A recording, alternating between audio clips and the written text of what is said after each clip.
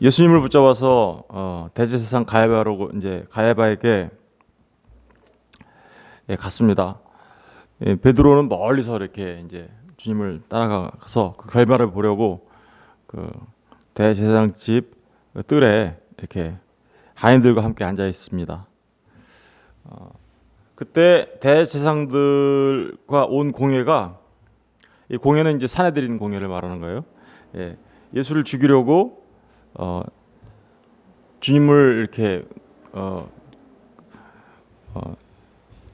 죄인으로 이렇게 덮어씌워야 되니까 그를 칠 증거를 찾습니다.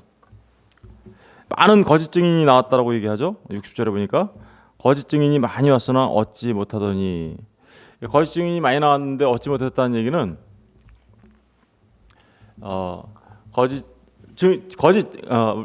거짓 증인들이 나와서 예수님이 이렇게 했습니다, 저렇게 했습니다, 이거 다 죄입니다라고 얘기했는데, 사실은 그 어떤 사람의 죄가 성립이 되려면 최소한도 두세 사람이, 그 증인이 말하는 것이 일치해야 해요. 근데 거짓 증거를 찾음에 거짓 증인이 많으나 얻지 못하였다라는 이 말은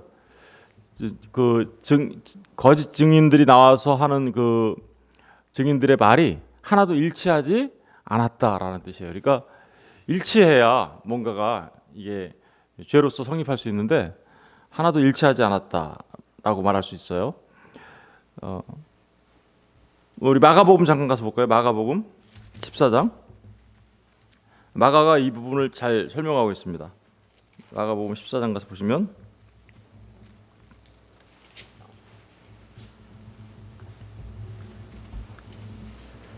55절을 잠깐 보세요. 55절, 14장 55절. 대제사장들과 온 공회가 예수를 죽이려고 그를 칠 증거를 찾되 얻지 못하니, 그러니까 얻지 못하는데 왜 얻지 못했는지 그 이유를 마가는 설명해요. 56절에 보니까 이는, 왜냐하면, 그죠? 나오죠? 예수를 쳐서 거짓 증언하는 자가 많으나, 그러니까 예수를 쳐서 거짓 증언하는 자가 많기는 했으나 그 증언이 어떻게 서로 일치하지 못함이라. 그러니까 그 증거를 막 사람들이 거짓으로 막 얘기했어요. 그런데 서로 일치하지 않으니까 예수님께 그걸 갖다가 유죄로 선언할 수가 없었던 거죠. 그러니까 왜냐면 사실은 거짓이기 때문에 일치하지 않는 거죠. 참이었다면 일치했을 텐데. 그래서 그러니까 이제 증인들이 말하는 게 일치하지 않으니까 그 증인들의 말이 효력이 없어요. 그런데 두 사람이 나왔어요. 이제 다시 마태복음 26장으로 돌아가면 61절에 보니까 이르되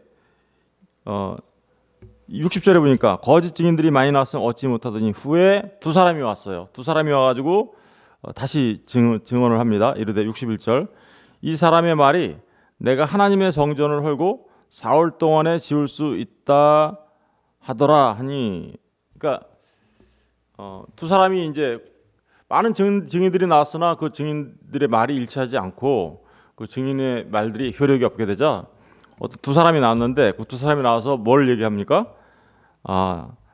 예수님이 내가 하나님의 성전을 헐고 4월 동안에 지을 수 있다라는 말을 했다라고 이제 얘기를 하는 거죠. 하나님의 성전을 헌다라는 게 이스라엘 백성들한테는 어마어마한 큰 죄죠. 왜요? 그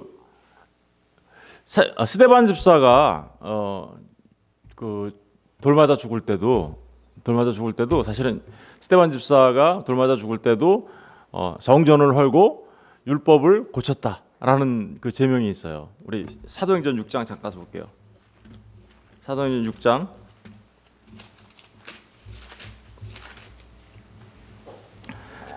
사도행전 6장 13절 14절 보세요.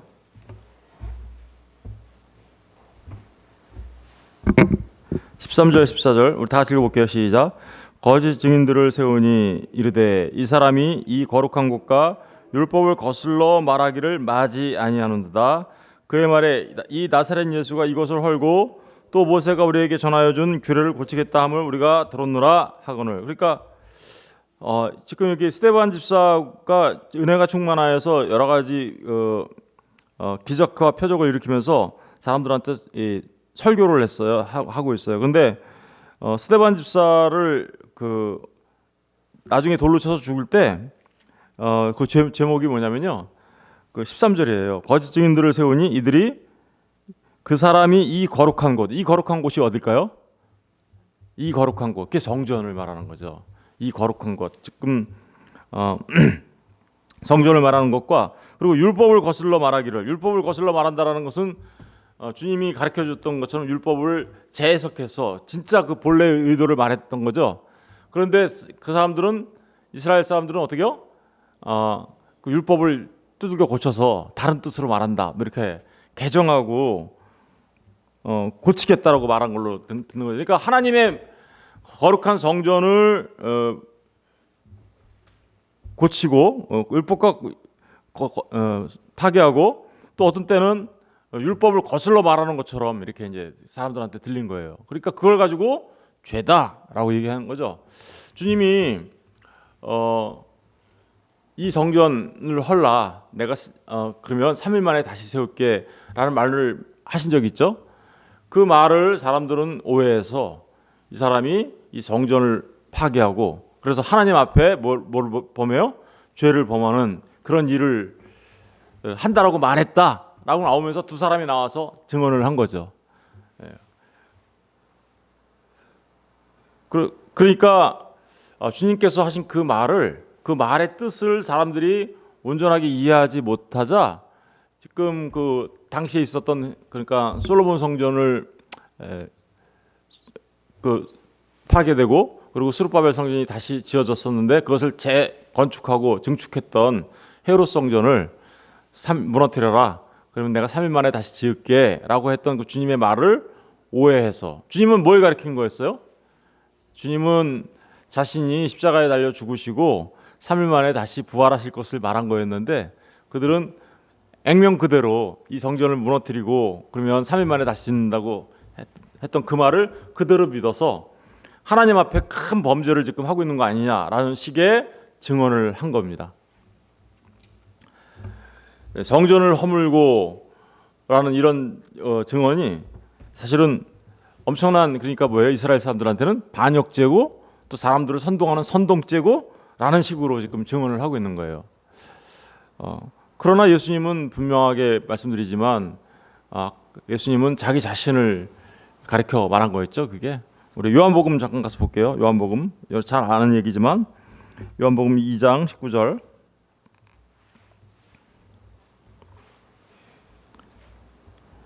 2장 19절 보겠습니다. 19절부터 22절까지 우리 다 같이 읽어볼게요. 시작. 예수께서 대답하여 이르시되 너희가 이 성전을 헐라 내가 사흘 동안에 일으키리라. 유대인들이 이르되 이 성전은 46년 동안 지었거늘 내가 3일 동안에 일으키겠느냐 하더라. 그러나 예수는 성전된 자기 육체를 가리켜 말씀하신 것이라. 죽은 자 가운데서 살아나신 후에야 제자들이 이 말씀하신 것을 기억하고 성경과 예수께서 하신 말씀을 믿었더라. 그러니까 이 성전을 헐라라고 말한 것은 결국은 주님은 주님 자신을 말한 거였죠. 주님 자신이 3일 만에 일으키겠다라는 것은 예수는 성전된 자기 육체를 가리켜서 한 말씀이었는데 사람들은 액면 그대로 이 성전 자체를 무너뜨리고 3일 만에 다시 짓는 걸로 이렇게 오해했기 때문에 지금과 같은 거짓 증언을 하게 된 거죠. 사실 예수님은 이 옛 성전을 무너뜨리시는 분이시죠. 저와 여러분의 우리가 마치 우리를 지켜줄 것처럼 생각했던 그 아성처럼 생각하는 그 모든 것들을 무너뜨리시는 분이세요. 그래야 저희가 한번 생각해 보세요. 우리의 이 사람의 생각들을 나를 지켜줄 것 같은 그 아성성을 우리 잘 알다시피 가인이 자기를 지키려고 에녹성을 쌓고 또 수많은 사람들이 그 힘을 가져서 자기 나름대로의 성을 쌓죠. 그런데 그것을 무너뜨리러 오신 분이 누구예요? 예수님이세요. 저와 여러분의 모든 것들을 무너뜨리셔야만 우리가 하나님의 성전으로 다시 세워지는 거죠. 우리가 누구의 성전이에요? 하나님의 성전이잖아요. 우리가 하나님의 성전이 된다는 얘기는 우리 자신들이 다 무너져야만 우리가 하나님의 성전이 될 수 있죠. 우리의 사람의 생각, 그리고 하나님의 일을 생각하지 않고 사람의 일을 생각하는 우리의 모든 잘못된 자아들, 이런 것들이 다 무너져 내려야 사실은 우리가 하나님의 성전으로 세워지는 거죠. 예수 그리스도가 우리 안에 들어오셔서, 그죠? 주님과 우리가 하나가 될 때 우리가 새로운 성전으로 세워지는, 하나님의 성전으로 세워지는 거예요. 주님은 그렇게 우리의 모든 것들을 무너뜨리시고 새롭게 건축하시는 분이 있습니다. 그죠? 저와 여러분의 모든 것들도 다 무너뜨리시고 새롭게 건축하시는 분이죠. 우리가 하나님의 말씀을 공부하는 이유도 다 그런 거죠. 우리가 옛사람 다 무너뜨리고 어떻게요? 새로운 사람으로 새롭게 건축되는 과정 중에 있는 거죠. 우리가 그런 얘기들을 내포하고 있는 말씀을 하셨던 건데, 주님은 그러신 분이에요. 그런데 사람들은 그걸 이 성전을 무너뜨리려고 하는 거다, 액면 그대로 얘기하면서 주님의 그 죄를 거기서 책잡으려고 했던 거죠. 그런데 마가는 또 뭐라고 얘기해요? 마가는 이것도 그들의 증언이 일치하지 않았어요. 이렇게 또 얘기해요. 일치하지 않았다니까 어떤 이들의 증언이, 두 사람이 나와서 얘기한 증언이 성전을 무너뜨리고 3일 만에 다시 세울 거다라는 말 자체도 증언이 일치하지 않으니까 또 증거로서 효력이 또 없어요. 그러자 이제 62절에 가서 보시면 26장 마태복음 26장 62절 보니까 대제사장이 직접 일어납니다. 일어서서 예수께 묻되 아무 대답도 없느냐? 이 사람이 너를 치는 증거가 어떠하냐 하면서 주님께 직접 물어봐요. 그 두 사람의 증거를 이렇게 대자 직접 물어봅니다. 그런데 예수님께서는 어떻게 하세요? 침묵하셨다. 예수님께서는 왜 침묵하셨을까요? 여러분, 그동안에 바리새인과 서기관과 수많은 사람들이 예수님께 논쟁하러 왔었죠. 부활에 대한 논쟁, 우리 앞에서 쭉 공부했었잖아요. 가이사의 것은 가이사에게, 하나님 것은 하나님께, 세금에 관한 논쟁, 이런 논쟁을 할 때마다 주님은 얼마나 놀라운 변론을 하시면서 하셨어요. 그죠? 그런데 지금 여기서는 아무런 말을 안 하시고 침묵하세요. 도대체 왜 그럴까요? 할 말이 없어서? 네. 아니면 그들의 증거가 말 같지 않아서? 여러 가지로 우리가 생각해 볼 수 있는데 가장 중요한 이유가 뭘까요? 그것은 하나님의 말씀을 응하시려고 한 거죠.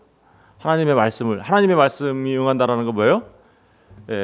메시아가 잡혀서 십자가로 향할 때 그는 잠잠한 양 같다라고 말한 이사야 선지자의 말이 응해져야 되겠죠. 우리 이사야 선지자 말, 이사야서 53장 가서 볼게요. 이사야서 53장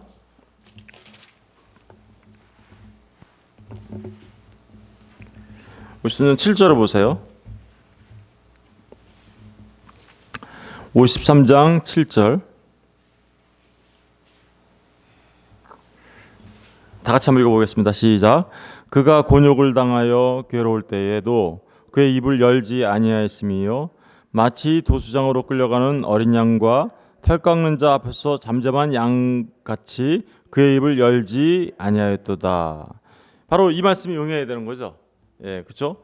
주님은 얼마든지 자기 자신을 변론할 수 있었고, 얼마든지 그들의 그 잘못된 증언에 이야기할 수 있었고, 그리고 성전을 3일 만에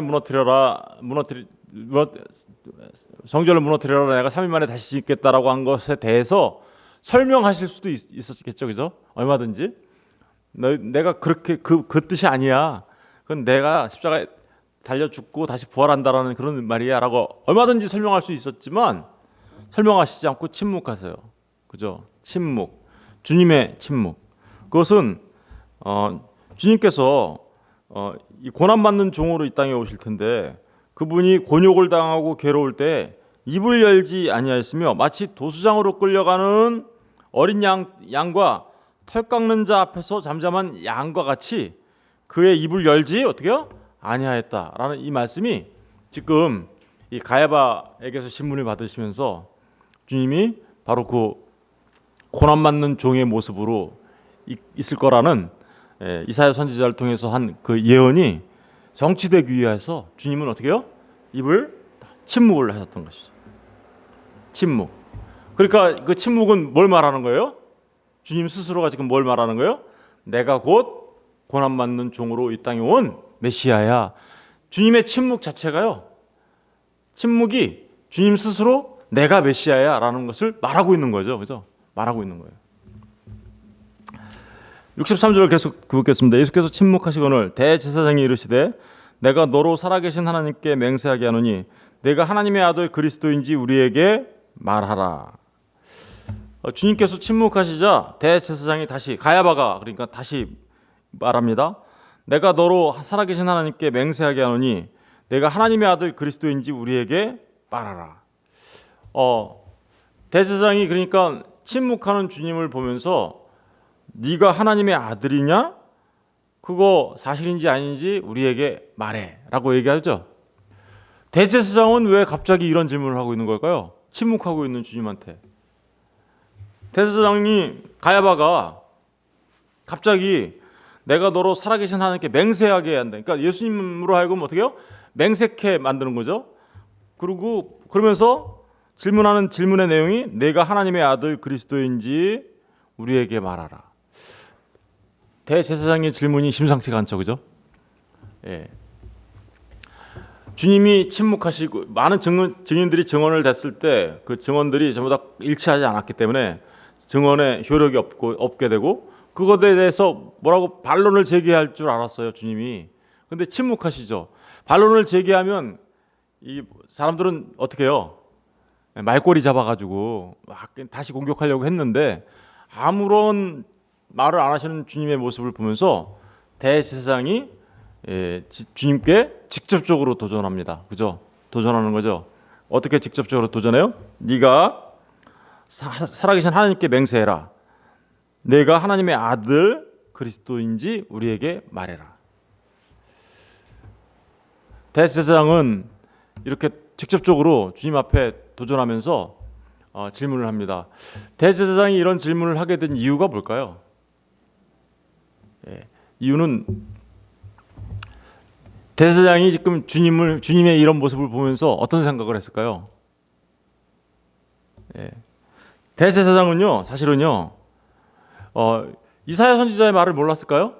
대제사장이 알았겠죠, 그죠? 침묵하시는 그 메시아, 고난받는 종의 모습 알았겠죠.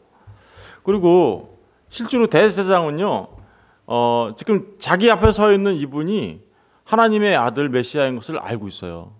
알고 있다고요. 어떻게 알 수 있을까요, 우리가? 그는 하나님의 말씀들을 이미 알고 있어요. 선지자들이 말한 거, 이사야 선지자가 말한 거 알고 있고요. 특별히 스가랴 선지자가 말한 것도 알고 있어요. 스가랴 선지자가 뭐라고 얘기하냐면요, 왕 같은 제사장으로 오시는 분이 있어라고 얘기하거든요. 우리 스가랴서 6장 12절 가서 볼게요. 스가랴서 6장 12절. 6장 9절부터 한번 읽어볼게요. 6장 9절부터 여호와의 말씀이 내게 임하여 이르시되 사로잡힌 자 가운데 바벨론으로부터 돌아온 헬대와 도비아와 여다야가 스바냐의 아들 요시야의 집에 들어갔느니 너는 이날에 그 집에 들어가서 그들에게 받되 은과 금을 받아 면류관을 만들어 여호사닥의 아들 대제사장 어떠어요? 여호수아의 머리에 씌우고. 그러니까 대제사장이 뭘 쓰고 있어요? 대제사장이 면류관을 써요? 면류관은 원래 누가 쓰는 거예요? 왕이 쓰는 거예요. 그런데 대제사장이 지금 면류관을 쓰고 있네요. 그러니까 이 제사장은 누구 같다는 거예요? 왕 같은 제사장, 이런 뜻이에요, 이게. 그런데 12절 말하여 이르기를 만군의 여호와께서 이같이 말씀하시되 보라, 싹이라 이름하는 사람이 자기 곳에 서서 돋아나서 여호와의 전을 어떻게 해요? 여호와의 전을 건축한다. 다시 말하면 아까 이 성전을 무너뜨려 내가 3일 만에 다시 지을게라는 그 말을 두 증인이 나와서 했죠. 그러면 여호와의 전을 건축하는 사람이 누구라는 거예요? 주님이 지금 그 얘기 했잖아요. 아까 이 성전 무너뜨려라. 내가 3일 만에 다시 지을게. 이런 얘기를 했다라고 지금 증인들이 얘기했잖아요. 그러면 그 여호와의 전을 건축하겠다라고 한 그 사람이 누구라는 거예요? 싹! 그렇죠? 예. 만군의 여호와께서 이같이 말씀하시되 보라 싹이라 이름하는 사람이 자기 곳에서 쏟아나서 여호와의 전을 건축하리라. 그가 여호와의 전을 건축하고 영광도 없고 그 자리에 앉아 어떻게요? 다스릴 거다. 그러면 이분이 지금 누구라는 거예요? 이 성전을 무너뜨리고 다시 짓는 분이 누구라는 거예요? 싹이고 그 싹은 누구라는 거예요? 왕 같은 제사장 같은 그죠? 거기에 앉아서 건축하고 영광도 없고 그 자리에 앉아서 다스릴 분 누구라는 거예요? 다스리는 거 왕. 이런 말씀을 이 말씀을 가야바가 알았을까요? 몰랐을까요? 이미 알고 있었어요. 그러니까 성전을 건축하고 성전을 무너뜨리고 다시 짓는 분, 성전을 건축하는 분 그런 증인들의 얘기를 듣고 가야바 대제사장 가야바는 성전을 건축한다고? 그러면 네가 싹이야? 이런 생각을 하게 된 거죠. 네가 싹이야? 근데 그 싹은 누구라는 거예요? 하나님의 아들로 오시는 분이라는 걸 이미 다 알고 있죠. 그렇게 되면 그러니까 물어본 겁니다. 성전을 건축하는 거야? 그러면 네가 싹이구나. 그러면 그 싹은 왕 같은 대제사장으로 오는 분 메시아라는 걸 아는 거죠. 그럼 메시아는 누구예요? 그분이 하나님의 아들 그리스도냐라는 뜻이잖아요. 그죠? 그러니까 물어본 거예요. 내가 너한테 맹세하게 할 거니까 대답해봐. 네가 하나님의 아들 그리스도냐? 그죠? 이 말씀을 알고 있었던 그 가야바가 내가 하나님의 아들 그리스도인지 우리에게 말해라. 대제사장 가야바는요, 이제 그 성전 건축 얘기를 증언하는 걸 들으면서 이분이 바로 성전을 건축한다고? 그럼 스가랴 선지자가 얘기했던 그 싹이네. 그러면 이분이 바로 내 하나님의 아들 그리스도이네라는 걸 알고 있었어요. 이제 알았죠? 그런데 그 질문을 하게 되는 이유는 뭘까요? 만약에 하나님의 아들 그리스도냐라는 질문에 주님이 맹세를 시켰으니까 아니야라고 살기 위하여 아니야라고 하는 순간 거짓을 말하는 거고, 그죠? 맞아라고 말하는 순간 어떻게 될까요? 이제 맞아라고 말하는 순간 네가 하나님을 신성모독하는구나라는 책을 잡을 수 있는 거라고 딱 생각한 거죠. 그죠? 아니야라고 말하는 순간 거짓이 되는 거고 기야라고 말하는 순간 어떻게 돼요? 이제 꼬투리를 잡을 수 있는 게 되는 거예요. 그러니까 그걸 알고 있었던 이 가야바는 그런 질문을 하게 된 거죠. 증인들 필요 없구나. 내가 직접 질문하면 함정에 빠뜨릴 수 있겠구나. 그죠? 그걸 알고 있는 거죠. 가야바는. 그래서 질문을 합니다. 내가 하나님의 아들 그리스도인지 우리에게 말하라. 그러자 어떻게 했습니까? 예수님이 64절 보니까 이제 다시 예수께서 이르시되 내가 어떻게요? 말하였다. 내가 말하였다. 무슨 얘기예요? 내가 하나님의 아들 그리스도 맞아라는 말이죠. 내가 하나님의 아들 그리스도. 주님이 내가 하나님의 아들 그리스도다라는 것을 이렇게 직접적으로 말한 거는 여기가 아주 분명하게 말한 건 여기가 처음이에요. 여기보다 더 분명하게 말한 데가 없어요. 그러니까 내가 하나님의 아들 그리스도야라고 이렇게 공개적으로 분명하게 말하고 있는 곳. 그러면서 이렇게 얘기하죠. 내가 너희에게로는 이후에 인자가 뭐라요? 권능의 우편에 앉아 있는 것과 하늘 구름을 타고 오는 것을 너희가 보리라 하시니. 그러니까 하나님의 아들 그리스도인데 내가 하나님의 아들 그리스도가 맞아. 너희가 나중에 이후에 인자가 권능의 우편에 앉아 있는 것과 하늘 구름을 타고 오는 것을 너희가 보리라. 권능의 우편에 앉아 있는 것은 우리가 이분이 누구라는 거예요? 예, 이분이 누구라는 거예요? 하나님의 아들 그리스도가 맞아. 그런데 그것을 증명하는 말이 뭐예요? 하나님의 우편에 앉아 있는 거예요. 이 말은 어디서 나오는 건가요? 시편 110편에서 나오는 거죠. 시편 110편에 보면 하나님 주님께서 이 땅에 오셨다가 부활하시고 승천하셔서 하늘에 올라가서 누구의 우편에 앉아 계세요? 하나님의. 그 시편 110편을 인용한 거예요. 그대로. 시편 110편 말씀을 그대로 인용한 거고요. 그다음에 그 뒤에 있는 말, 뒤에 있는 말은 하늘 구름을 타고 오는 것을 너희가 보리라. 이 얘기는 어디에서 나오는 말이죠? 이 말은 하늘 구름을 타고 오는 말. 다니엘서에서 우리 다니엘 선지자가 말했던 말이죠. 인자 같은 이가 하늘 구름을 타고 오는 거야.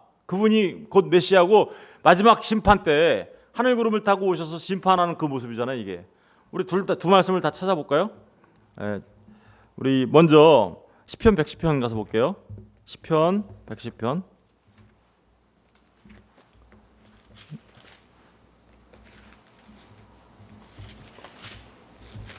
시편 110편을 보면 110편 1절 다시 읽어보겠습니다. 시작. 여호와께서 내 주에게 말씀하시기를 내가 내 원수들로 내 발판이 되게 하기까지 너는 내 오른편 쪽에 앉아 있으라 하셨다. 여호와께서 이거 뭐예요? 아버지 하나님이죠.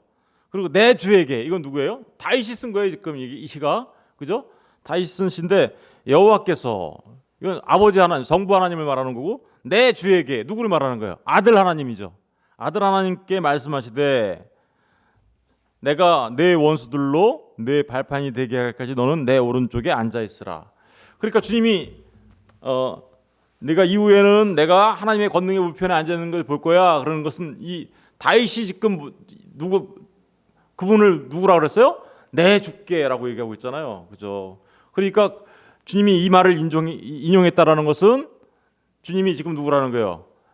그 여호와께서 내 주에게, 그러니까 아버지 하나님이 아들 하나님께, 주님이 스스로 누구라는 거예요?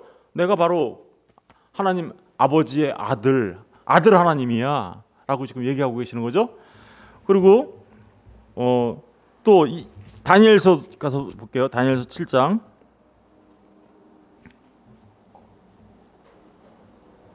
다니엘서 7장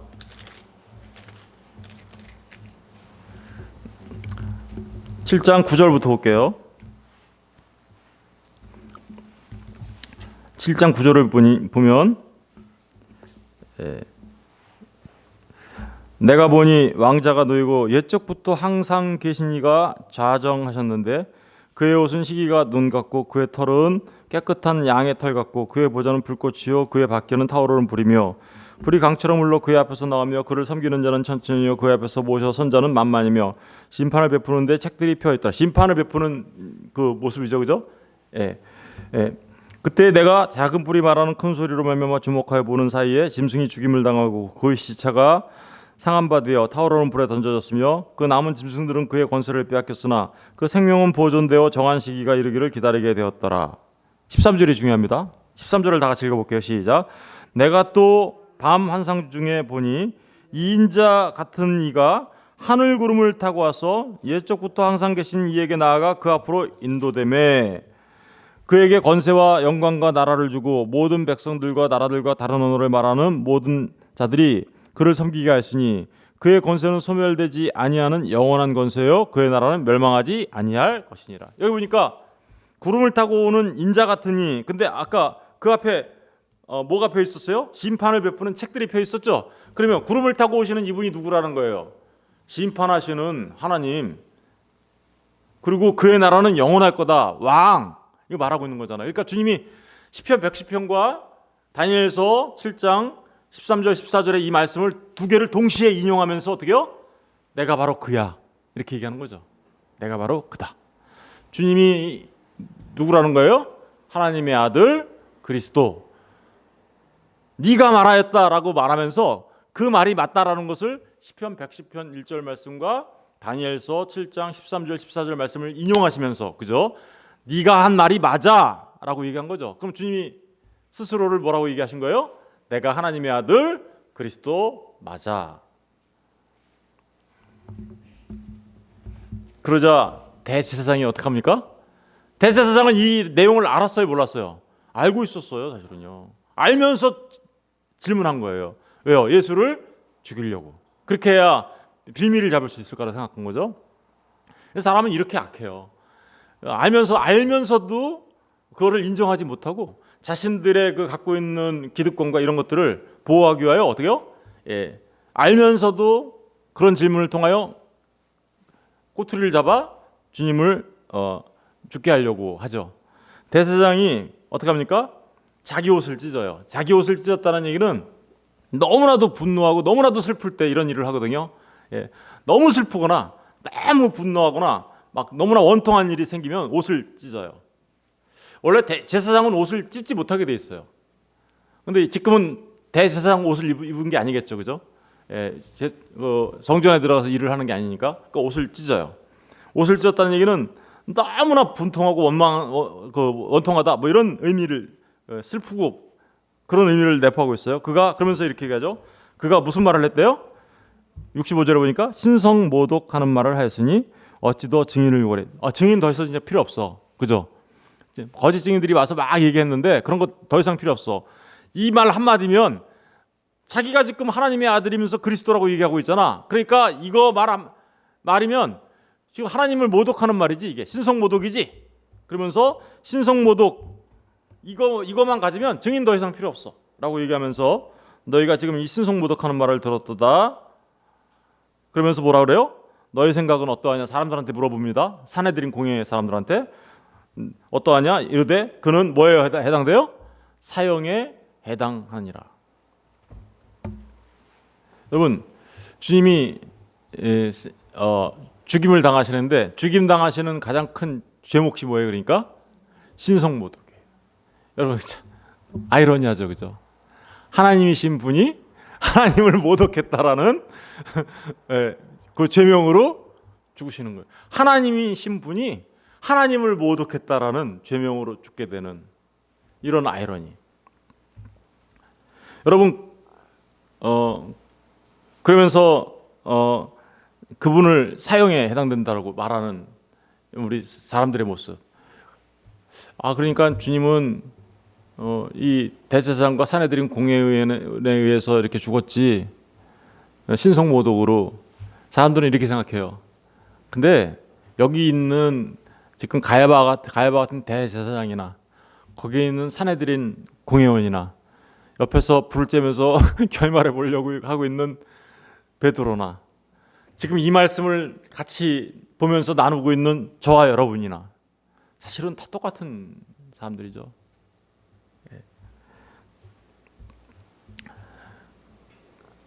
그러니까 이렇게 우리 지금 예수님이 다시 오신다고 하면 우리는 아마 지금 똑같이 이 사람들과 똑같이 우리도 주님을 이렇게 신성모독죄로 똑같이 십자가에 못 박혀 죽게 할 그런 사람들이에요, 우리도. 그런데도 불구하고 우리가 이제는 주님을 알게 된 것은 정말 그러니까 이 은혜 외의 은혜가 아니라고 말할 수가 없는 거죠. 정말 은혜가 아니면 우리가 주님을 어떻게 주님이 하나님의 아들이시고 그리스도이십니다라고 얘기할 수 있나요? 가야바는 그걸 알고 있었음에도 불구하고 그걸 인정하지 않죠. 수많은 사람들이 이런 내용들을 알아요. 그런데 인정하지 않아요. 교회 나와서도 교회 신앙생활을 한다라고 하는 사람들조차도 주님이 하나님의 아들이시고 그리스도인 것을 알아요. 그런데 주님이 하나님의 아들이고 그리스도인 걸 알면서도 실제 삶은 어떻게 살아요? 실제 삶은 하나님의 아들이신 것과 그리스도이신 것을 인정하지 못하는 삶을 살아갈 때가 얼마나 많아요, 그죠? 나의 주님이 하나님의 아들이시고 그리스도이십니다라는 것을 말하면서도 그러면 정말 우리의 삶이 어때야 돼요? 그분이 그 하나님의 아들이시고 그리스도이시니까 그분께만 의존하고 그분만을 따르는 진짜 하나님의 사람들로 삶을 살아야 되는데 우리는 매 순간 어떻게 삽니까? 그걸 인정하지 못하고 살아가는 우리들의 모습을 보게 되는 거죠. 결국은 여기에 있는 사람들이나 여기서 말씀에서 말하는 사람들이나 우리나 다를 바가 없는 사람들이에요. 그럼에도 불구하고 우리가 주님을 하나님의 아들로 그리스도인 것으로 여기며 살아가는 이유는 뭔가요? 이유는 하나밖에 없어요. 정말 하나님이 주신 은혜 때문이죠. 이유는 하나밖에 없어요. 저와 여러분이 대제사장 가야바보다 더 지식이 많이 있어요? 아니면 더 뭔가 더 가지고 있는 것이 있어요? 아무것도 없잖아요. 그런데도 불구하고 우리는 어떻게 주님을 하나님의 아들 그리스도라고 말하면서 지금 우리가 이 길을 갈 수 있나요? 그것은 정말 하나님의 은혜 아니면 불가능한 일입니다. 베드로나 우리나 조금도 다를 바가 없는 자였는데 그럼에도 불구하고 이렇게 한 것은 주님께서 우리에게 성령을 보내셔서 우리로 하여금 하나님의 말씀을 깨닫게 하시고, 그리고 우리가 쌓은 그 아성들을 어떻게요? 다 무너뜨리시고 새롭게 세우시는, 새롭게 건축하신, 그죠? 우리를 건축하신 주님의 은혜 때문에 우리가 주님을 하나님의 아들 그리스도로 알고 그분만 의지하며 살아가게 하신 거죠. 저는 저와 여러분이 얼마나 큰 은혜를 받았는지 이런 부분들을 보면서 깨달아 아셨으면 좋겠어요. 정말 우리가 그 은혜가 아니면 우리도 똑같이 주님을 십자가로 보내고 십자가에 달려 죽게 했을 거라고요. 그런 자들이에요, 우리도. 그런데 정말 너무나도 놀라운 은혜로 우리가 주님을 알아보게 하시고 우리가 눈 떠서 주님을 바라보게 하셨사오니 얼마나 놀라운 은혜입니까? 그 은혜로 살아가게 하신 그 은혜에 감격하는 저와 여러분 되었으면 좋겠습니다. 그래서 그 은혜로 살아가시는 우리 남은 인생이 그 은혜에 감사하며 살아가는 그런 삶이 되었으면 좋겠습니다. 기도하겠습니다.